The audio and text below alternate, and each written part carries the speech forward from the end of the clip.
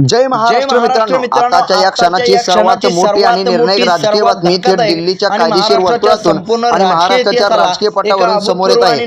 गेल्या अनेक महिन्यापासून ज्या ऐतिहासिक खटल्याकडे संपूर्ण देशाचं संविधानाचं आणि महाराष्ट्रातील करोडो मराठी माणसांचे डोळे लागले होते, त्या संघर्षाची सूत्रे आता अंतिम टप्प्यात पोहोचली आहेत। हा लढा केवळ सत्ता हस्तगत करण्याचा किंवा मुख्यमंत्री पदाची खुर्ची मिळवण्याचा नाही, हा लढा आहे महाराष्ट्राच्या लोकशाहीचा गाभा, पक्षांतरांचा कायदा आणि मराठी माणसांच्या 60 वर्षाचा ज्वलंत अस्मितेचा। गेल्या काही वर्षात महाराष्ट्राने जे राजकारण पाहिलं, ज्या प्रकारच्या अनैतिक आणि धक्कादायक घडामोडी अनुभवल्या, त्यांनी देशाच्या 50 वर्षाच्या राजकीय इतिहासाला कलाटणी दिली आहे। एका बाजूला अफाट सत्तेची आणि संसाधनांची गणित, तर दुसऱ्या बाजूला निष्ठा आणि स्वाभिमानाची एकाकी लढाई। आज संपूर्ण देशासमोर सर्वात मोठा प्रश्न उभा आहे की शिवसेना नेमकी कोणाची? धनुष्यबाण या ऐतिहासिक चिन्हाची खरी आणि नैतिक मालकी कोणाकडे? आणि संविधानाच्या 10व्या अनुसूचीचे ढाल म्हणून वापर करून लोकशाहीचे रक्षण होणार की पक्षांतराच्या व्यापाराला खतपाणी मिळणार? मित्रांनो, हा लढा समजून घेण्यासाठी आपल्याला सर्वात आधी कायदेशीर चौकट समजून घ्यावी लागेल।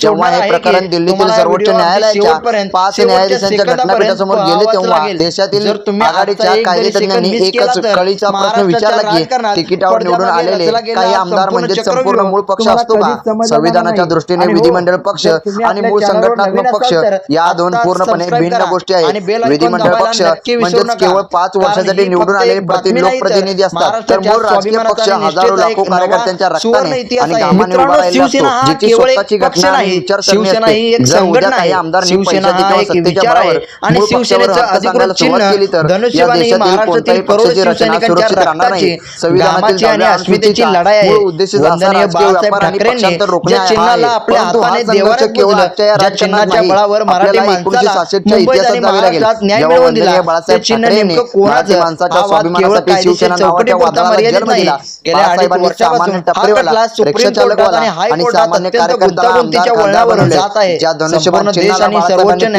आणि ज्यासाठी पिढ्यानपिढ्या सैनिकांना लाट्या काढत दिल्या, ते चिन्ह म्हणजे महाराष्ट्रातील करोडो निष्ठावंतांच्या रक्ताचा आणि त्यागाची कमाई आहे। संविधानाच्या कलमांची चिरफाड झाली आणि याच प्रदीर्घ थकव्यानंतर प्रत्यक्षाच्या पार्श्वभूमीवर 60 वर्षाच्या इतिहासावर होता। अशी घडामोड घडली आहे ज्याची कल्पना कदाचित सत्तेच्या उद्धव ठाकरेंनी दुसऱ्या गटाने स्वप्नातही केली नसेल। अवघ्या 5 मिनिटांपूर्वी आलेल्या काही गुप्त आणि कायदेशीर अहवालानुसार या प्रकरणाचा निकाल आता अशा एका वळणावर पोहोचला आहे जिथून परत जाण्याचा कोणताही रस्ता नाही। पण हा अंतिम निकाल समोर येण्यापूर्वी या पडद्यामागे नेमकं काय राजकारण चाललंय? 2.5 वर्षापूर्वीची जी रक्कम पुन्हा ताजी झाली आहे आणि ज्यांनी पक्षाची गद्दारी केली त्यांच्या मनात आज भीतीचे तर्कात का सुटला आहे हे समजून घेण्यासाठी आपल्याला फ्लॅशबॅकमध्ये जाऊन जनतेची उघड नाराजी, दुसरी सर्वोच्च न्यायालयाची समजून घ्यावा लागेल। मित्रांनो, इतिहास स्वाभिमानाची ओळख, कारण संविधानाच्या 10व्या अनुसूचीनुसार मूळ पक्षातून बाहेर पडलेल्या गटाला 2.5 वर्षापूर्वी महाराष्ट्राने लोकशाहीचा असा एक अंक पाहिला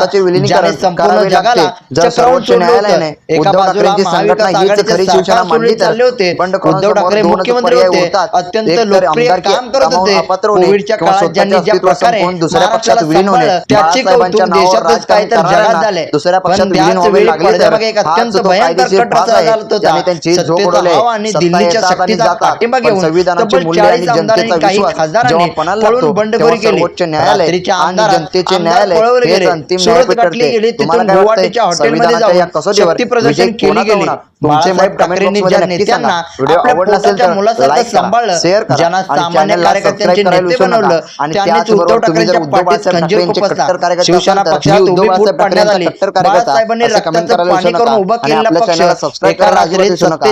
धन्यवाद। जय हिंद, जय महाराष्ट्र।